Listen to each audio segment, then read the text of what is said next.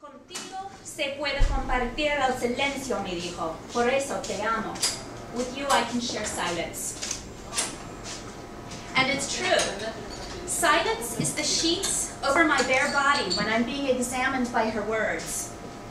When my fingertips are fitting into the glove of her words, when I'm filing their fingernails, when I'm trimming their split ends,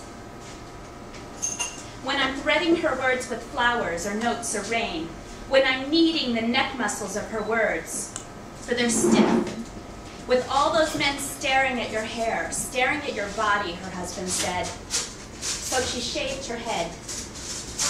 Afterwards, her words grew fat and lustrous. I know how women usually talk. It's how I talk. I'm sorry for the strange diction of this email. I've been writing a sonnet and I'm stuck in the 15th century. And you say, wow, you're capable of writing a sonnet at 9 o'clock? By this time I'm usually in bed. And I say, yeah, but it's not a very good sonnet. And by the time I get out of bed, you've already done more than I've done all day. And you say, but my house. And I say, this is a poem about silence. The one that we ravel ourselves into, not the one with the gag in the mouth or the hand over the ransom money that it took her family 2 weeks to come up with. Who will take care of your sister when I die? Her mother asked her rhetorically. Once when she was 12, she accompanied her father because her mother was taking care of their blind sister to the capital. When she reached her fingers into the conch shell that was filled with a white powder that she assumed was sugar, her father shook his head. 2 months after the kidnapping, he flew her to Miami. In her country, it was still illegal. The return trip landed them in a new city where her family had gathered in a new house and the father settled into a new job. No one knew them there. It's one of the last things she told me about herself. Usually we spoke about Sor Juana and we shared laughter. And usually we talked about tequila and we screamed with laughter. It's her story. It's her silence. She shared it with me. Am I so great because she shared it? Because it was secret? What about now that I'm telling it to you? About Martin. He played the bass guitar in church choir at the 6 p.m. Mass, and he was the only child of a single mother. He went to nursing school, and he lived with a charming man named Doug, a paraplegic, to pay for university. He was an Italian literature major who could not go to Italy because he had no visa to come back home with. He had no passport. He had no citizenship.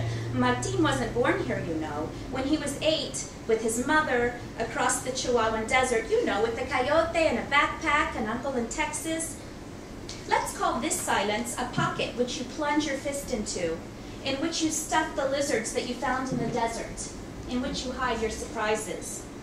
I think, he said, I'm my mother's rape. The scarf that I'm wearing now, it's from Chiapas. It's the first place Martin visited when he got his citizenship. It's black and warm for the desert, woven by people who feed him and call him cousin, nephew, grandson, happy. They ate the silence, the stew of generations. Let's call this the silence of the file hidden in the cake, the water bottles strategically placed in the Arizona desert border. Witches. Before they had cars, but after they finished having witches, and before they were doctors, my midwife grandmother attended the births of 90 babies in rural Texas. Now you may understand what I mean when I say another woman gave my daughter a book called The Witches and the Rabbi for her birthday. Here's the plot. A village is terrorized by a plague of witches who fly from their caves when the moon is full, on brooms through the sky, except when it's raining. I'm not sure what the witches actually do in the villages because nobody ever goes outside on those nights. Gary and Deanna could use an infestation of witches because there are no stabbings and no gunshot wounds on evenings of full moons. But one full moon, when it is raining, the rabbi shows up with 20 townsmen, and the witches are so delighted they make him a feast of all the good things they have. And the rabbi tricks them into dancing with him and the vigilante men out into the rain, and that kills them. I knew her father's mother was secretly glad when I started to hemorrhage. She didn't want me to have a home birth with a midwife. "What kind of rabbis are these?" says my rabbi. He stopped by for a quick hello, and my daughter wanted to show him that we have a book about rabbis. "They're engaging the poor witches in mixed dancing and leading them astray," he says. "This is the broom which sweeps the sky of the stars you have to be too drunk to write about. This is the housework the princesses do, disguised as village maidens. These are the constellations that form in the shadow of the stars. Silent are the women in the villages who took the cloth packets of herbs from their midwives and were silent when their husbands rushed off to kill the witches in that story." Here's the last part. The speaker. "And it's good to say that I don't even think about it anymore. Sometimes I think I made it up. My mother asking me what I was wearing after I told her. And mostly it's true, I don't think about it anymore. But sometimes I still wake up from a dream that my face has been slashed until it looks like a net. And then I go back to sleep, so that in the next dream, Sabrina can lay her hands over my face and the cuts close up and my skin heals.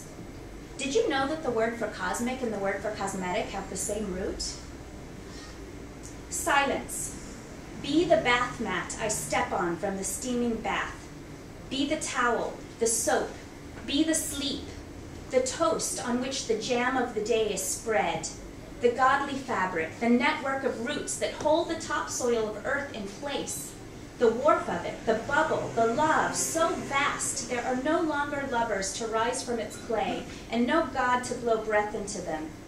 Be the injury and the injured and the injuring and the hate and the healing and the forces that hold them together, closer than breath. Contigo se puede compartir el silencio. Wherever you are right now, compañero de silencio, I am with you, on your tongue, curling it into the laugh, into the quietest shout in the world.